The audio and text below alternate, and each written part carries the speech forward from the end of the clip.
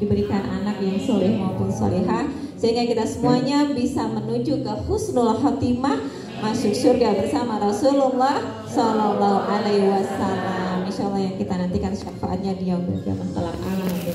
Bapak Ibu, dengan saya kembali ketemu ya, yang mungkin sudah ketemu saya berkali-kali. Ada Bunda Yeda? Banyak kali kayaknya ya. Ada yang baru kali pertama ketemu dengan saya hari ini? Ada. Berapa banyak? Masya Allah 3.000. 2 kali ya. 3.000 Pak yang baru. Bapak baru ketemu dengan saya sekali.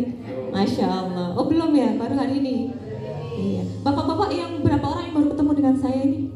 1, 2, 5.000 orang, 4.000, 50.000 orang ya. Masya Allah. Sekalipun jumlah kita tidak banyak, insya Allah ada 3.000 malaikat yang ada di sekeliling kita, yang insya Allah apa yang kita ucapkan hari ini pun, apa yang kita pikirkan hari ini pun, malaikat bersama kita dan mengaminkan semua doa-doa kita. Nah Bapak Ibu, sebelum saya mulai, saya perkenalkan diri dulu terlebih dahulu tentang saya yang belum pernah kenal saya ya. Katanya tidak kenal? Oh enggak, tak kenal harus kenalan dulu. Bapak sama Ibu dulu waktu belum kenalan gitu langsung sayang-sayangan?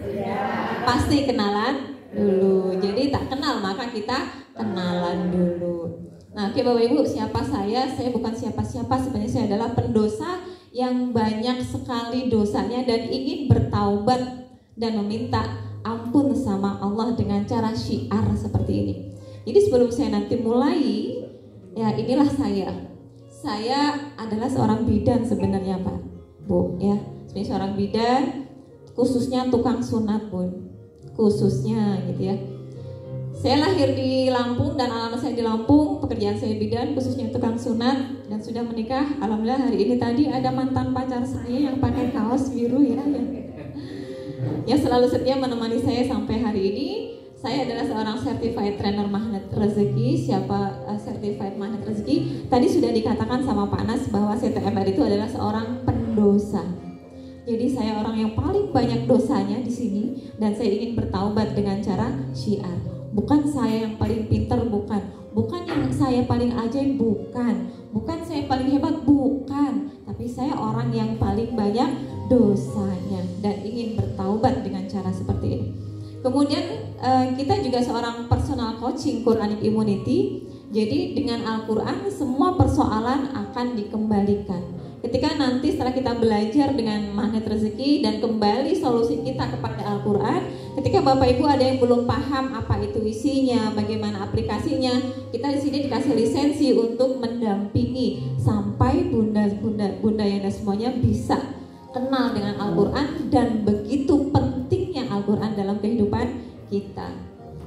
Kemudian ya saya seorang SBMR DKR. Apa ini? Ini adalah pembisnis kita di magnet rezeki. Ada bisnisnya yaitu dinar. Jadi dinarnya ini kenapa saya masuk ke situ? Karena di magnet rezeki kita pengen menggerakkan, pengen menabung sekaligus menghidupkan sunnah Rasul. Jadi zaman Rasul dulu enggak nabung di bank, nabungnya dengan dinar. Dan sekarang orang lebih banyak nabung di bank. Alhasil di bank ya bla bla bla begitu ya.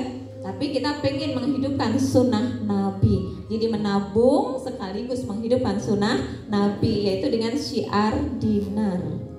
Kemudian ya saya punya rumah sunatron di rumah. Kemudian saya juga seorang event organizer. Jadi saya paling suka itu berbagi ilmu, bukan hanya di magnet rezeki, tapi di bidang-bidang kesehatan, sunat dan sebagainya. Itu hobi saya.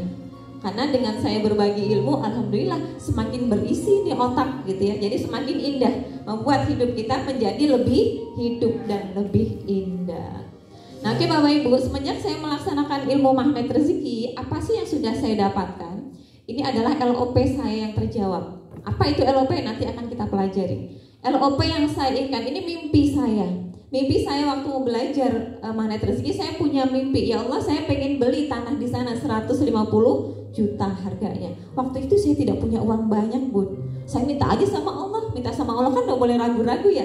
Minta saja. Saya bilang ya Allah, saya minta lokasi di sana ada itu dengan harga 150 juta. Kemudian Allah kasih dalam waktu 2 minggu saat saya tidak punya pekerjaan, saat saya tidak punya gaji. Saya bukan PNS Pak, saya bukan ASN. alhamdulillah SKS ASN saya dulu saya kembalikan gitu, sempat turun di saya, alhamdulillah saya kembalikan gitu. Karena saya yakin Allah lebih kaya daripada SK saya gitu. Itu waktu itu Bun, sebelum saya kenal dengan magnet rezeki. Sehingga ketika kenal dengan magnet rezeki, saya sudah tidak punya SK, saya tidak punya pekerjaan tetap dan tidak punya penghasilan tetap atau bulanan. Saya yakin aja Allah lebih kaya dari semuanya. Kemudian saya menginginkan anak saya ke pesantren. Saya bilang, ya Allah, saya pengen anak saya ke pesantren. Saya tidak ngoprek-ngoprek anak saya Bun. Saya tidak minta adik harus ke pesantren, adik harus begini-begini, enggak. Saya connecting, minta sama Allah. Di sela kesibukan saya bilang, ya Allah, mudahkan anakku ke pesantren. Saya hanya ingin dia soleh-solehah. Karena ada anak laki dan ada anak perempuan. Qadarullah, Allah kabulkan dengan begitu mudahnya tanpa saya suruh. Anak saya bilang, Bun, saya mau pindah aja ke pesantren. Oke, cantik, tanpa saya menanyakan kenapa A sampai Z, enggak. Akhirnya oke, kemudian seminggu saya urus perpindahan dari SMP waktu itu dan langsung saya antar ke Semarang. Jadi sampai hari ini sudah di Semarang, sampai hari ini tahun kelima dia sudah di Semarang. Jadi dari SMP. Kemudian saya juga masih punya mimpi. Ya Allah, walaupun saya tidak punya penghasilan tetap, tapi saya ingin menikmati rahmat dan ciptaanmu. Apa itu? Saya pengen jalan-jalan ke luar negeri. Saya belum bilang umrah waktu itu. Saya pengen jalan-jalan ke luar negeri, keliling dunia. Berarti kan umrah ada di dalamnya ya Bun.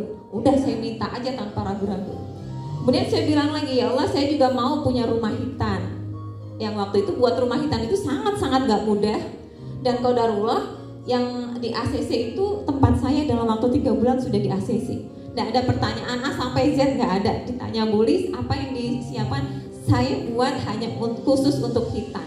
Tidak ada pengobatan lainnya, nggak ada. Apa Bu yang disiapkan? Ini. Oke Bun, sudah selesai. Masya Allah, begitu mudahnya ketika Allah berkehendak. Kemudian saya juga, menurut saya ini yang tidak mungkin. Saya bukanlah siapa-siapa gitu, tapi saya pengen berbagi ilmu ke 1000 peserta saat sekali event. Saya tidak masukin proposal Bun ini, tidak masukin kemana-mana. Waktu itu sempat masukin proposal 3 sekolahan, hanya mendapatkan alhamdulillah 250 peserta sekali masuk. Saya ditantang, ya Allah, saya harus mendapatkan 1000 peserta. Saat proposal saya letakkan, saya minta di atas sajadah. Besoknya ditelepon dari Yayasan Swadi Palampung, Bulis besok bisa ngisi di yayasan saya untuk motivasi. Insya Allah siapa? Saya tidak nanya jumlahnya berapa, outdoor atau indoor saya tidak nanya. Begitu hari H pagi itu mau mulai, saya mau berangkat baru nanya, Bun ini sistemnya indoor atau outdoor dan berapa jumlah peserta? Dijawabnya, Bulis sistemnya adalah outdoor di lapangan. Berapa peserta Bun? 1000 lebih peserta. Masya Allah. Tanpa saya minta Allah kasih, saya mintanya 1000, dikasihnya, dikeluarinnya semua siswa dan guru dan satu yayasan. Bahkan hadir waktu itu dari Kepala Dinas Pendidikan Lampung Selatan pun ikut hadir. Masya Allah ya, kita minta 1000 dikalinya beribu-ribu gitu. Dan yang paling penting buat saya adalah ini. Yang paling penting adalah ketika semuanya itu sudah saya dapatkan, maka ya saya mendapatkan rasa hati yang tenang. Itu bukan karena ini dikabulkan. Ya setelah saya belajar intinya, setelah saya belajar magnet rezeki, saya bisa mendapatkan hati yang tenang dan mudah ridho dan ikhlas. Ini hadiah buat saya. Setelah saya sadar ini semuanya sudah Allah berikan hadiah, kok hati saya tenang? Ternyata hati saya tenang di sini bukan karena Allah sudah kabulkan, tetapi apa yang sudah saya ajukan dan tidak saya komentari dan gak saya paksa, hati saya bisa tenang. Nah ini kita lihat apa saja yang pernah saya dapatkan dan bagaimana rasa bahagianya saya, dan saya bukan siapa-siapa. Ini event pertama kali ketika saya diundang itu untuk menyebarkan magnet rezeki mendunia di Kuala Lumpur dan Singapura. Ini 1 bulan Bun setelah saya belajar magnet rezeki. Saya bukan siapa-siapa gitu ya. Dari Indonesia ada 16 orang yang terpilih, ini rombongannya. 16 orang, salah satunya saya. Saya pun di sini ceritanya luar biasa. Saya nggak sekali nanya sama Allah. Saya 5 kali garpu talak sampai bisa Allah wujudkan seperti ini. Singkat cerita, saya pertama dapat undangan. Ya Allah, saya dapat undangan. Apa kata Allah? Pada hari itu penghuni surga bersenang-senang dalam kesibukan. Oke ya Allah, berarti kau izinkan saya untuk berangkat ke luar negeri. Nggak mikir uang pun, nggak usah. Kemudian yang kedua, sudah 2 minggu saya belum dapat sangu. Kemudian saya juga belum urus paspor dan kegiatan saya masih padat. Gimana saya mau ngatur? Saya bilang, ya Allah, katanya kemarin kau izinkan kasih saya untuk berangkat ke luar negeri. Dan hari ini loh ya Allah, jadwalku masih padat dan saya tidak punya pengganti. Apa kata Allah? Allah mengirimkan 3.000 malaikat untukmu. Masya Allah. Siap ya Allah, berarti aku gak khawatir lagi dengan pekerjaanku. Kemudian yang ketiga ya Allah, aku ini gak ngerti loh bagaimana ngurus paspor. Saya juga gak punya uang. Kemudian saya tanya Al-Quran. Apa jawaban Al-Quran? Simpelnya, jawaban Al-Quran adalah berjihadlah di jalan Allah, maka aku akan menolongmu. Oke ya Allah, aku juga belum nanya. Siap ya Allah, aku memang belum berjihad. Artinya saya belum cari informasi bagaimana ngurus paspor dan sebagainya. Jadi oke ya Allah, berarti saya disuruh tanya jihad. Akhirnya saya datang ke imigran. Qadarullah dipermudah sampai paspor keluar. Kemudian setelah paspor keluar, bilang lagi sudah dibelikan tiket dari Jakarta ke Malaysia. Dari sini saya belum booking. Ya Allah, seminggu lagi sudahan saya disuruh berangkat. Di sana sudah dibookingkan tiket. Dan hari ini loh saya belum punya uang untuk booking tiket. Apa jawaban Allah, Bun? Jawaban Allah itu ketika kamu mengajukan proposal ke langit, maka dalam 1 hari itu akan sampai yang menurutmu adalah 1000 tahun. Oke ya Allah, saya yakin pasti kau akan kasih saya kecukupan. Yakin aja Pak punya uang gitu kan. Masya Allah, ketika saya mau berangkat, singkat cerita, ini saya sudah memantaskan diri, sanggup uang 500.000 buat booking tiket, dapatlah. Akhirnya saya berangkat dari metro ke bandara, cuman bawa uang ongkos aja Pak. Ongkos dari metro ke bandara berapa sih? 50.000 gitu ya. Qadarullah sampai di jalan, ya Allah, katanya engkau mau mencukupi. Ini cukup ya Allah, dengan harga 50.000 saya sampai ke bandara gitu ya. Di tengah jalan sebelum sampai ke bandara, ting, ada notifikasi masuk 500.000. Masya Allah, terima kasih ya Allah. Sampailah di bandara, singkat cerita, ditinggal pesawat Pak. Keren ya, sampai sana ditinggal pesawat. Bu saya mau check in. Ibu mau kemana? Mau ke Jakarta. Cek. Ibu sudah sistemnya sudah closing. Jadi gimana? Saya mau marah, saya dosa gitu ya. Saya marah dosa. Akhirnya, wow keren, saya ditinggal pesawat dalam hati. Jadi saya nggak sempat marah sama si CS-nya. Oke kakak, apa solusi yang diberikan dari maskapai? Ibu tunggu sampai jam 5, kalau itu jam 4 ya. Ibu tunggu sampai jam 5, kalau jam 5 ada yang refund berarti ibu berangkat. Kalau nggak ada yang refund, ibu nggak bisa berangkat. Oke, saya tunggu. Terus ada solusi yang lain nggak? Ibu boleh cari info ke CS gitu kan. Sampai ke CS 5 maskapai nggak ada yang refund, nggak ada yang cancel. Ya udah, saya garap utara lagi di situ. Ya Allah, saya ditinggal pesawat. Kemarin katanya saya dikasih lampu hijau untuk berangkat. Pekerjaan dan semuanya sudah selesai. Dan hari ini pesawat saya sudah berangkat. Apa kata Allah? Kata Allah adalah semua yang bergerak di udara, burung-burung yang bergerak di udara, ikan-ikan yang ada di lautan, dan semua hewan-hewan yang ada di bumi ini bergerak sudah atas izin Allah. Jadi sudah, oke ya Allah, memang pesawat itu jalan berarti karena atas izinmu. Pasti engkau akan berikan yang terbaik untukku. Akhirnya saya duduk diam di depan CS, nunggu. Zikir aja Bun, zikir itu ayat itu baca, pasti Allah kasih yang terbaik, pasti Allah kasih yang terbaik. Qadarullah jam 5:30, jam terakhir itu pesawat titik terakhir keberangkatan, kok nggak ada juga yang turun gitu ya. Ya Allah, pasti engkau kasih yang terbaik. Pas di detik-detik, kurang berapa detik jam pesawat mau terbang, ada si satpam lari turun. Laporlah ke Sriwijaya, itu ada yang refund 1. Saya ditelepon, Bulis di mana? Saya di depan kakak. Sudah siap gitu ya, saya di depan kakak. Bulis ini harus beli tiket baru karena yang refund karena ada yang refund 1. Jadi saya gimana? Bulis harus bayar 500.000. Terus uang yang saya beli tiket tadi ya udah hangus. Oke. Dan uang saya tadi berapa ditransfer? 500.000. Jadi ternyata uang transferan itu bukan buat saya sangu, tapi buat beli tiket baru. Masya Allah. Oke kakak, saya bayar 500.000. Akhirnya saya ke Jakarta nggak bawa uang. Ada sisa 50.000 deh Bun. Oke, akhirnya saya naik pesawat. Sampai di sana seperti pesawat tunggu presiden kali ya. Cuma nunggu saya tok, langsung berangkat. Dan saya dikasih tempat duduk yang paling depan, VVIP. Masya Allah, luar biasa ya.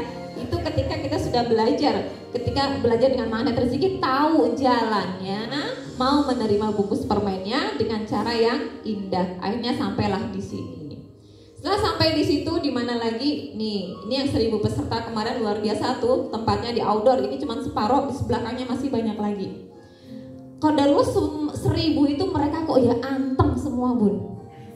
Saya juga, Masya Allah, saya ngomong seperti kawan gitu ya, tanpa harus hai sebelah sana, tolong dong diam. Enggak. Masya Allah, Allah menggerakkan hati mereka dengan kekuatan mikir aja. Oke, semuanya bisa handle dan semuanya tenang, semuanya bisa mendengarkan ilmu Allah. Luar biasa gitu ya.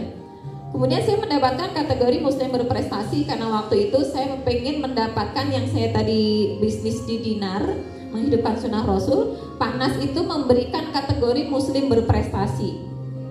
Apa kategorinya? Ya kategorinya yang jelas kita berlomba-lomba dalam kebaikan dan hanya Allah yang bisa mengevaluasi. Jadi kita nggak bisa, Pak Nas saya masuk dong, Pak saya masuk dong, nggak bisa. Semua sudah atas izin Allah. Qadarullah dari puluhan ribu member, 250 orang yang masuk dalam kategori ini. Apakah saya bangga menjadi ini? Tidak, justru saya malu. Ya Allah, saya masih banyak dosa. Tapi Engkau masih izinkan saya untuk mendapatkan prestasi seperti itu. Maka ketika saya membaca seperti ini, ya saya malu dengan diri sendiri.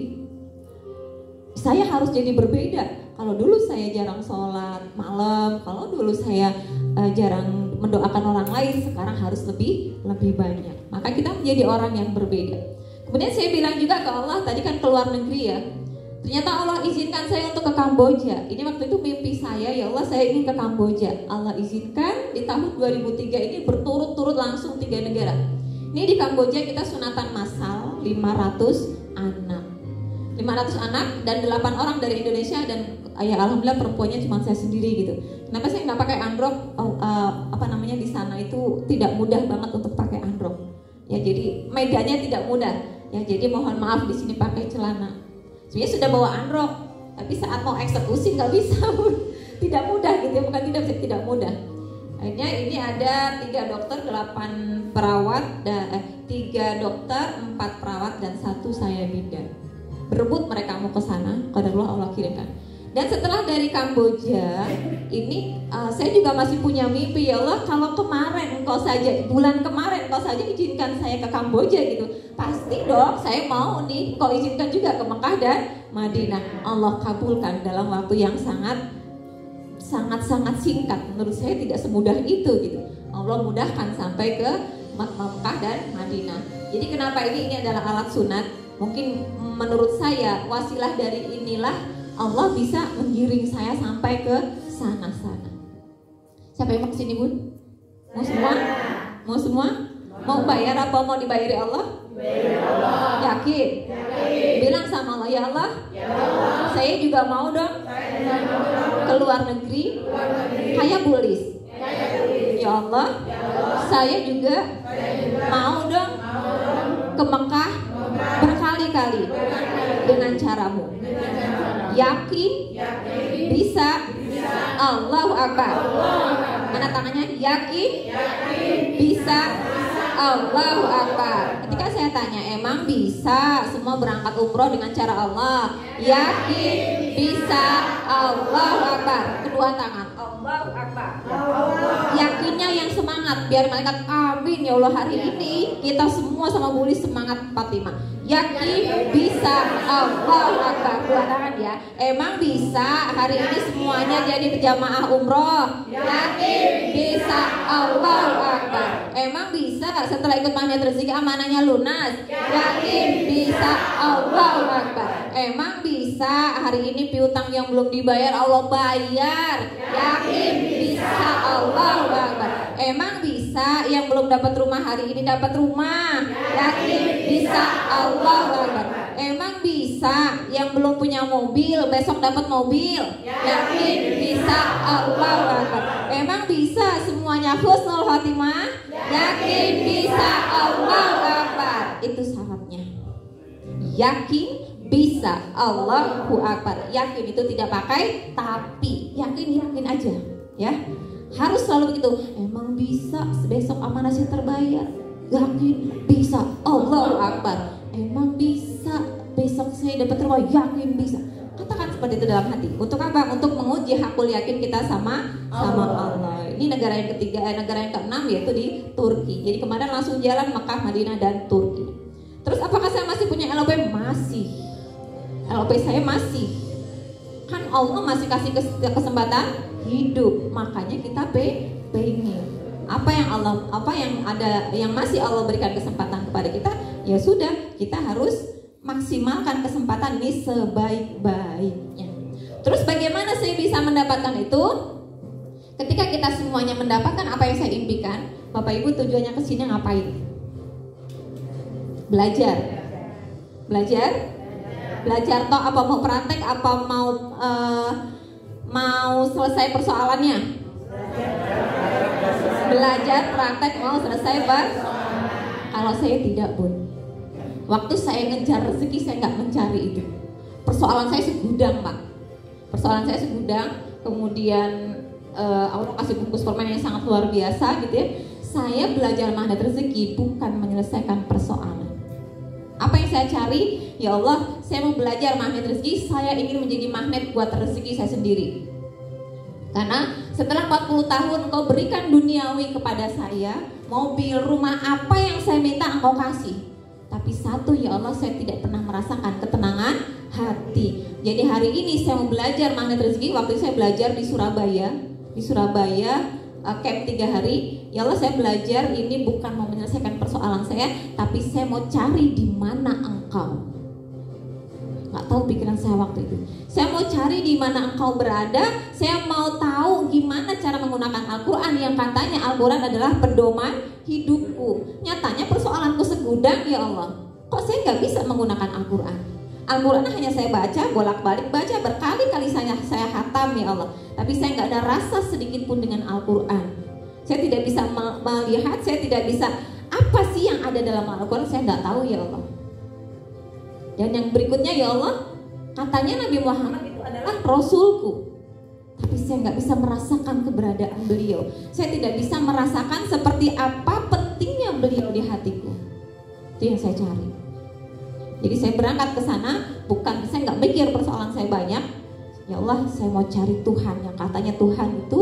Saya 40 tahun bilang Allah itu Tuhanku, Nabi Muhammad itu Rasulku, dan Al-Quran adalah pedoman hidupku. Jadi setelah itu saya ikut camp, saya tidak pedulikan rezeki saya seperti apa. Saya ikut camp. Setelah selesai camp 3 hari, memang suruh nulis persoalan. Tapi ketika saya nulis persoalan, itu ya nulis aja. Buat saya berat, tapi saya lebih tidak mudah lagi ketika saya harus mencari Allah gitu. Setelah saya tulis, persoalan ternyata cuma begitu. Tapi yang paling penting adalah otak saya. Di mana Allah dalam otak saya? Itu yang saya cari. Nah setelah itu, qadarullah, setelah saya belajar 3 hari camp, Masya Allah, dosa saya banyak banget gitu ya. Bahkan saya tidak percaya sama Allah, itu pun dosa besar. Akhirnya belajar magnet rezeki 3 hari, saya nggak dapat ilmu apapun, nggak ngerti saya, Pak. Yang disampaikan Pak Nas, iya masuk sini nggak nentep ini ya, tapi lewat. Sampai akhirnya, ya Allah, saya nggak mau pulang kalau saya nggak ngerti ilmu ini. Dan di malam terakhir ketika saya mau pulang, saya coba tanya lagi sama Allah, ya Allah, Garputala, ya Allah, saya nggak mau pulang ke Lampung kalau saya belum dapat ilmu ini, kalau saya belum mengerti ilmu ini. Saya bilang lagi, Garputala terakhir, ya Allah, 40 tahun loh ya Allah, usiaku hari ini, waktu kemarin. Saya bilang Allah Tuhanku, Nabi Muhammad Rasulku, dan Al-Quran adalah pedoman hidupku. Kenapa ya Allah, persoalan banyak, saya nggak tahu di mana Engkau, saya nggak tahu bagaimana cara menggunakan Al-Quran. Di mana Engkau ya Allah? Di mana Engkau ya Allah? Akhirnya saya buka Al-Quran, saya dapat Quran surat Al-Baqarah ayat kedua. Kata Al-Quran apa? Tidak ada keraguan di dalamnya. Jadi setelah itu saya baca 1 kali, Masya Allah, kok saya deg-degan. Iya ya Allah, kok saya ragu terhadapmu. Tapi saya nggak tahu bagaimana aku bisa merasakan Engkau. Saya baca sekali lagi, tidak ada keraguan di dalamnya. Saya baca yang kedua kalinya, mungkin di situ Allah langsung ambil nyawa saya, Bun. Jadi begitu saya baca yang kedua, saya langsung kaget spontan, mata saya melihat, tapi saya nggak punya tenaga untuk buka buku, untuk buka Al-Quran, saya nggak ada tenaga, bahkan saya nggak bisa bergerak sama sekali. Yang ada hanya bercucuran air mata terus sampai itu jam 11:30 malam. Air mata ini mengalir terus, kemudian yang tampil apa? Yang tampil adalah film-film kejahatan saya. Yang saya tidak kenal Allah, dia punya persoalan, dia hanya lari ke sana. Dia hanya lari ke sana mencari solusi dengan manusia tanpa mencari Allah. Dengan kesombongannya dia pakai baju blazer, dia pakai sepatu, dia naik mobil, kelihatan semua tentang saya. Akhirnya saya nangis. Itu saya yang nggak kenal Allah, ya Allah, kasihan banget orang itu. Makanya saya nangis derojos air mata itu sampai film itu diputar sama Allah sampai jam tahajud jam 3. Baru di situ Allah mungkin kembalikan nyawa saya. Masya Allah, alhamdulillah, apa yang terjadi dengan saya gitu ya. Saat saya sadar, langsung saya pingsan lagi, Bu.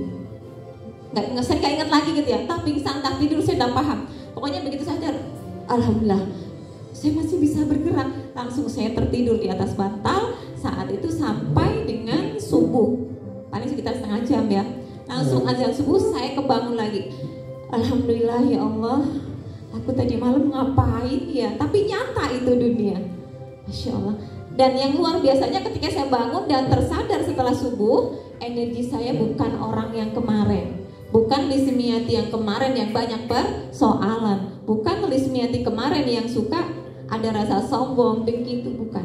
Tapi hari ini lahir lagi Lismiati yang baru, yang penuh dengan syukur, yang penuh dengan rasa bahagia. Persoalan ternyata itu hanya seperti catatan-catatan yang Bunda tertulis di buku. Kalau buku itu dibuang pun gak ada yang ngambil. Jadi tidak penting. Yang ada otak saya berubah menjadi selalu bersyukur dan rasa bahagia. Maka apa sebenarnya yang membuat saya selama 40 tahun merasa tidak tenang dan tidak bahagia? Karena saya mempunyai sebuah perisai. Saya pegang erat tuh yang namanya perisai. Bapak tahu perisai, Bapak Ibu? Perisai itu adalah penghalang. Penghalang itu adalah pelindung. Saya kasih contoh payung. Ya, payung kalau kita hujan-hujanan terus pakai payung, kira-kira rezeki air itu berlimpah ruah di kita tidak? Tidak. Ya, saya dulu pengen uang banyak gitu kan, karena saya pakai payung maka air hujan tidak bisa membasahi baju saya. Terus kalau Bunda Umi Nata tidak pakai payung, kira-kira basah mana saya dengan beliau? Basah yang tidak pakai payung. Payung ini bermanfaat tidak buat saya? Benar nih, payung bermanfaat tidak? Menurut saya bermanfaat kemarin Pak Bun. Menurut saya bermanfaat. Saya penting pegang payung biar saya nggak hujanan. Tapi saya bilang, ya Allah saya mau dong rezeki banyak, saya mau rezeki berlimpah, tapi payungnya saya pegang. Ya Allah baju saya mau sih basahin semuanya, tapi saya pegang payung. Jadi berarti payung ini penting tidak? Tidak. Kemarin saya bilang penting karena saya butuh berlindung, ya Allah saya takut, tapi saya mau luber-luber kayak gajinya Bu Nata gitu kan. Luber-luber sampai sana-sana gitu. Saya pengen ya Allah gitu. Ternyata saya pegang payung, makanya rezeki tidak berlimpah.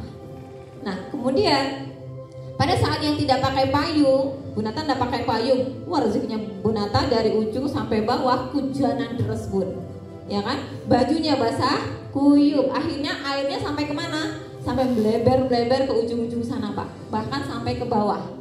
Bleber-leber tidak mampu menampung air hujan. Kemudian saya bilang, ya Allah saya mau dong kayak gitu. Maka syaratnya adalah saya harus buka perisai, saya harus buka payung. Waktu kemarin saya bilang payung saya nggak mungkin lepas payung ya Allah. Kan nggak asik kalau saya nggak pakai payung. Padahal payungnya ini adalah dosa. Maka saya harus ikhlas melepaskan payung. Bapak Ibu, asik dengan dosa? Asik ya? Asik berdosa ya Pak ya? Menikmati dosa itu asik ya? Asik Pak, asik banget. Bahkan hidup itu tidak asik kalau tidak punya dosa. Hidup nggak seru kalau kita nggak buat dosa. Ya Pak ya? Yang tanpa kita sadari selama ini kita pegang kenceng tuh sama yang namanya dosa. Maka Bapak Ibu ketika hari ini semuanya mau, pas pasti mau uangnya banyak ya? Mau? Siapa yang nggak mau? Siapa yang mau uangnya banyak? Saya. Siapa yang uangnya banyak? Saya. Jangan ragu-ragu Pak, mau uang banyak nggak Pak? Mau. Kembali dalam hati tanyakan untuk apa datang hari ini. Kenapa Pak? Allah yang tahu. Kalau memang pengen ya Allah, saya mau amanahnya lunas. Maka katakan saya mau uang banyak gitu ya. Ya, siap mau dapat uang banyak? Siap. Siapa yang mau dapat uang banyak? Saya lagi. Yakin? Sudah siap kopernya? Coba saya mau lihat bawa kopernya berapa banyak, berapa besar? Bapak bawa koper? Nggak bawa. Bunda bawa? Bawa tas. 1M. 1M. Padahal saya mau kasih 100 miliar Bun. Siapa yang siap menerima 100 miliar? Saya kasih ke Pak Bambang deh, Pak Bambang ya. Oh, Pak Bambang ini, Pak, mau saya kasih 100 miliar mau Pak? Mau. Landi wadai Pak. Nggak muat 100 miliar. Hah? Enggak, cek itu kertas bukan uang. Iya kan? Nggak muat ya? Berarti nggak siap dapat 100 miliar dari saya? Wadahnya nggak muat. Ada yang lebih besar bawa itu? Mana Pak Wisno tasnya Pak? Seberapa besar? Seberapa besar Pak? Mana? Siapa yang bawa berangkas hari ini? Gak muat. Bawa 100 gini, bawa 100 miliar di wadahin tas, selerekannya ngebuka, diambil orang. Itu digesret. Bapak Ibu, ketika kita mau uang banyak, maka kita sudah harus siap. Ya, sudah harus siap. Kayak saya tadi ditinggal pesawat. Oke ya Allah, saya yakin kau pasti kasih pesawat yang terbaik, maka saya siap duduk di depan CS. Begitu dipanggil, saya yang di depan sini dengan mereka yang ada di luar sana, duluan siapa datang? Duluan yang di depan CS. Bulis di mana? Saya di depan kakak. Oke, Bulis ada yang telepon. Yang dari sana, oke saya mau ikut telepon. Saya mau ikut gantiin telepon. Oh sudah ada Bulis. Iya. Jadi yang siap duluan lah, yang siap menerima uang banyak. Ini tadi nggak siap semua mau menerima uang banyak.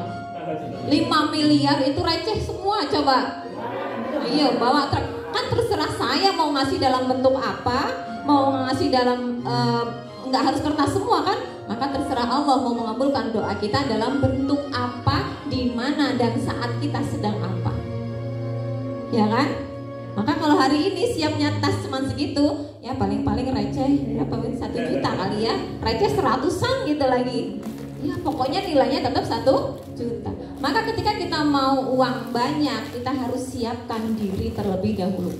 Ya Allah, saya hari ini kalau datang ke pebisnis, ya Allah saya mau dapat penghasilan hari ini 100 miliar. Bawa ada wadah yang besar. Ini cukup 100 miliar. Kalau recehnya berarti siap ini bisa dipanjangkan, akan enak. Kalau Allah kasih dalam bentuk receh, berarti recehnya kan bisa muat. Segini receh, berapa banyak muatnya? Apalagi Bapak nggak bawa. Bapak dapat receh ada. Berarti Allah berikan rezeki sesuai dengan kemampuannya dan kesiapannya. Kalau cuma siapnya kantong toh, kayak punya Bapak nggak ada tas, siapnya kantong, ya berarti recehnya ya seperti Pak ya 2.000 5.000 kali ya Pak ya. Nah masuk ke sini terserah gitu ya. Kalau yang bawanya brankas atau bawa truk, oke deh itu yang bawa truk deh saya kasih tuh 5 miliar receh semua, silahkan ditukar. Iya, kalau Bu Nata mau bawa nggak cukup. Aduh, balik ke rumah berapa kali Bun? Berbolak-balik ya. Jadi kalau kita mau uang banyak maka siapkan diri. Dan sudah tahu caranya belum? Belum. Di surat apa sih? Di ayat keberapa emang orang muslim boleh punya uang banyak? Udah tahu caranya? Belum. Jadi selama ini kita nggak tahu caranya Pak ya. Nyari uang banyak tapi nggak tahu caranya. Makanya nggak dapat. Bukan nggak dapat banyak, nggak dapat, ya kan? Dikatakan di ayat Al-Quran surat An-Nuh ayat 10 sampai 14 di situ dikatakan. Belum banyak ayat 10. Di ayat ke-10 dikatakan Bismillahirrahmanirrahim wa yumdidukum bi amwali wa banina wa yaj'al lakum jannati wa yaj'al lakum anhara. Jelas orang muslim itu boleh punya uang banyak. Apa dasarnya? Nih, Allah akan membanyakkan harta dan anak-anakmu dengan mengadakan kebun-kebun dan mengadakan pula di dalamnya sungai-sungai untukmu. Ini jelas nih ya, Allah akan berikan harta. Berarti boleh ya orang muslim punya uang banyak. Yang selama ini katanya muslim itu, uangnya gak usah banyak-banyak, nanti kita serakah, nanti kita sombong, nanti kita ria gitu kan. Nah ternyata boleh kok kita punya uang yang banyak. Terus gimana caranya bisa dapat uang yang banyak? Dapatnya adalah di Quran, di ayat yang sebelumnya, di ayat yang ke-10 Allah mengatakan Bismillahirrahmanirrahim, Fakultustaghfiru rabbakum innahu kana ghaffara. Jadi siapa yang mau uang yang banyak? Mau harta yang banyak? Mau? Caranya adalah mohon ampunlah kepada Tuhanmu, sesungguhnya Dia Maha Pengampun. Oke, sekarang siapa mau uang banyak? Sudah tahu caranya? Sudah tahu caranya? Sudah. Apa caranya? Apa yang kita mintakan ampun sama Allah? Emang selama ini gak pernah minta ampun ya Pak? Kok uangnya gak banyak-banyak? Gak kusuk? Bukan gak kusuk, Bapak sudah istighfar sehari berapa kali Pak? Ribuan kali. Tapi kok gak selesai-selesai persoalannya gitu ya? Kok gak lunas-lunas juga gitu ya amanahnya ya? Kok gak dapat juga yang diimpi-impikan? Selama ini kita minta ampunnya, ya Allah ampuni dosa-dosaku, ampuni dosa kaum muslimin dan muslimat. Iya itu betul. Betul kan? Betul. Tapi kita tidak sadar. Kata Allah, dosamu mana yang mau tak hapus Bu Nata? Dosa Bapak mana yang mau tak hapus? Nah, Allah tanya lagi, bilang berarti apa? Ya Allah ampuni dosa-dosaku ya Allah. Tapi kita nggak tahu dosa yang mana yang minta ampuni. Tiap malam, tiap hari, tiap detik kita minta ampun. Tapi ampunnya campur emosi. Ya Allah, astagfirullahaladzim, gara-gara ibu. Astagfirullahaladzim. Jadi yang minta ampun kita apa sih Ibu? Astagfirullahaladzim Ibu, ngapain? Iya, kita minta maaf tapi yang disalahin orang. Berarti yang dihapus dosanya dia apa dosa kita? Dosanya dia. Jadi selama ini kita istighfarnya itu campur emosi. Astagfirullahaladzim adek, ngerti nggak sih? Astagfirullahaladzim ayah, astagfirullahaladzim ayah. Iya, jadi astagfirullahaladzim kita nambah dosa, bukan bertaubat. Pernah begitu ya? Pernah ya? Oh sering. Berarti itu istighfar atau apa dosa? Dosa. Nah selama ini kita mohon ampunnya sama Allah itu dengan gregetan, karena astagfirullahaladzim doanya minta ampunnya karena dia itu sudah buat saya seperti ini, karena dia. Tapi hari ini kita beda, mohon ampunlah kepada Tuhanmu, sesungguhnya Dia adalah Maha Pengampun. Apa yang akan kita ampuni? Satu istighfar untuk satu dosa. Maka kita harus ingat-ingat dosa kita sudah berapa banyak yang sudah kita lakukan. Hari ini bisa ingat 5 dosa, detik ini bisa ingat 5 dosa. 1, 2, 3, 4, 5. Sudah ingat dosanya? Siapa yang sudah ingat 5 dosa detik ini? Angkat tangan. Yang sudah ingat 5 dosa. Kayak nggak ingat nggak apa-apa, nggak usah angkat tangan. Yang sudah ingat aja. 5 dosa detik ini sudah ingat. Angkat tangan dulu, saya pengen tahu. Oke, berarti yang lain nggak ingat ya? Nggak ingat ya? Dosa kita yang terbesar inilah kita tidak bisa mengingat dosa-dosa kita. Itulah dosa terbesar kita. Sehingga apa? Sehingga ketika kita tidak mengingat dosa saya apa, ya Allah saya nggak tahu dosa saya, maka kita akan mengulangi perbuatan yang seperti kemarin. Ya kan? Kalau kemarin mungkin kita marah, mungkin kita ngegosip, mungkin kita sewot sama orang gitu ya, karena merasa itu bukan dosa, besok lagi diulangi.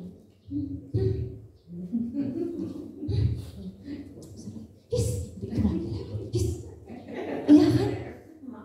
Emak, apalagi di pasar, ibu itu nggak mau beli di tempat saya. Awas ya, awas kalau besok lewat di tempatku. Karena merasa itu bukan dosa, akhirnya besok lagi dia lewat. Tuh kan, dia lewat lagi kan? Gak mau mampir, tunggu balasanku. Kalau dia nanti ngundang saya gak mau datang. Karena itu gak merasa dosa lagi, besok diulang lagi. Tuh kan, Bapak lewat lagi depan saya, sombongnya. Tunggu aja besok. kita merasa tidak berdosa, kita merasa itu bukan dosa. Jadi diulangi besoknya, diulangi lagi besoknya. Iya. Ada dosa yang sering kita cintai, bahkan sampai hari ini dosa itu sangat kita cintai. Apa itu? Gibah. Marah. Marah, nggak ngomong aja udah bisa bentuk marah. Dan marah kayaknya itu bermanfaat ya. Bermanfaat nggak? Sangat. Bermanfaat nggak Bun? Marah banget ya. Kalau nggak marah nggak selesai kayaknya persoalan. Kalau nggak komen, kalau nggak ngomong, kalau nggak kayaknya tidak selesai. Nggak plong. Maka itulah dosa yang kita cintai. Dosanya kayaknya murah meriah biasa, tapi sampai hari ini ternyata marah kita bisa jadi itu sumber persoalan untuk kita sampai hari ini. Bisa jadi marah kita yang sudah menjadi tembok Berlin itu menjadi terhalangnya rezeki kita, sehingga doa-doa kita menurut kita tidak dikabulkan oleh Allah Subhanahu wa Ta'ala. Maka minta ampunnya kita hari ini adalah 1 istighfar, 1 dosa, atau 1 dosa 1000 istighfar. Ya Allah, tadi pagi saya sudah marah sama Bu Nata. Astagfirullahaladzim, saya tadi marah sama Bu Nata. Astagfirullahaladzim, sampai 1000 kali. Astagfirullahaladzim, saya sudah marah sama Bu Nata. Astagfirullahaladzim, saya sudah buat gak nyaman sama Pak Bambang. Astagfirullahaladzim, saya sudah marah sama si A, B, C, D, E. Ya, pokoknya marah. Jadi 1 kali 1 dosa bisa diistighfari 1000 kali, atau 1 istighfar untuk 1 dosa. Padahal nanti itu akan dapat rasa yang berbeda. Berbeda ketika kemarin astagfirullahaladzim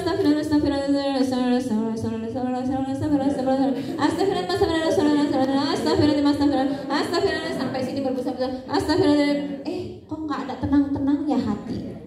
Ya Pak ya, pernah ngerasa istighfarnya sudah puluhan ribu, ya bukan nggak ada manfaatnya, tetap ada manfaatnya. Paling tidak kita nggak ngerumpi gitu ya. Istighfar itu masih dongkol, ingatnya dia gitu kan. Nah sekarang beda, maka kita akan dapat rasa ketika kita mengistighfari 1 dosa 1000 istighfar, atau 1 dosa 1 istighfar. Maka tugas kita ngapain? Tugas kita adalah sering-seringlah sekarang mengoreksi hari ini dosa saya, apa yang sudah saya berbuat. Bisa dipahami? Jadi mohon ampunnya kita hari ini adalah 1 istighfar 1 dosa, atau 1 dosa 1000 istighfar. Maka ketika kita sudah tahu dosanya, kita sudah minta ampun ini ada bentuknya, bukan hanya istighfar, tapi tidak diulangi. Kalau ini saya kasih contoh, ya Allah, hari ini sudah marah dengan Bu Nata, astagfirullahaladzim, sudah marah dengan beliau hari ini, sudah marah dengan astagfirullahaladzim. Maka bentuk ampunan saya, besok saya tidak boleh marah lagi.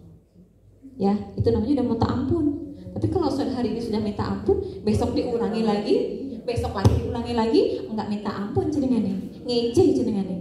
Ya kan? Ngece sama Allah. Hari ini saya diampuni, besok boleh marah lagi lah. Ngece kan? Iya. Maka hati-hati ketika kita sudah minta ampun, maka jangan diulangi perbuatan yang sama. Siap? Siap untuk tidak marah? Siap untuk tidak marah? Yakin ya? Kalau kita tidak marah, yakin aja semua doa ibu akan terkabul, semua mimpinya ibu akan terkabul dengan cara Allah. Berarti siapa sekarang yang datang pasangan suami istri? Berpasangan? Datang suami istri hari ini? Bu Bintang mau datang, alhamdulillah. Bun, tadi barusan kita sampaikan PR kita hari ini tidak marah. Kalau nanti pas turun tangga, ayah pegangin ya, alamu.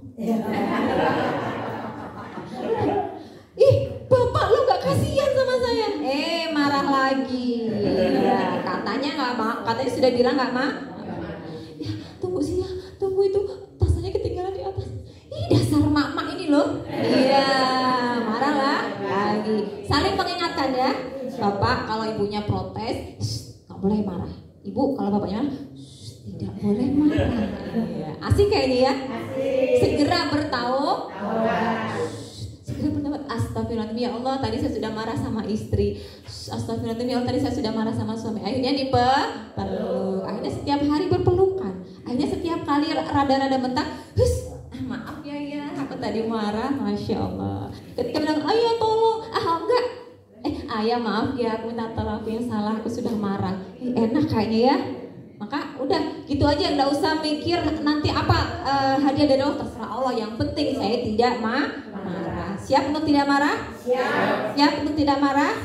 Oke, ya Allah mudahkan teman-teman semua hari ini untuk tidak marah dan mudah dalam mempelajari ilmu magnet rezeki. Emang bisa kalau kita sudah nggak marah tadi itu semua dikabulkan oleh Allah? Yakin bisa. Allahu Akbar. Emang bisa kalau sudah kita nggak marah itu suami lebih sayang? Yakin bisa. Allahu Akbar. Emang bisa setelah kita nggak marah anak-anak jadi soleh-solehah? Yakin bisa.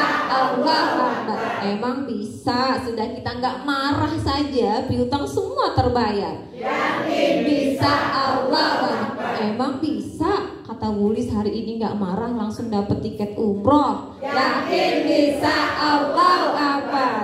Udah kuncinya jangan marah. Kalau hari ini nggak dapat seperti apa yang diharapkan, berarti masih berarti masih cinta sama dosa. Memang sifat manusia itu tidak percaya, ya kan? Apa iya kan? Ayo dalam hati masih ada kan? Emang iya, ya kan?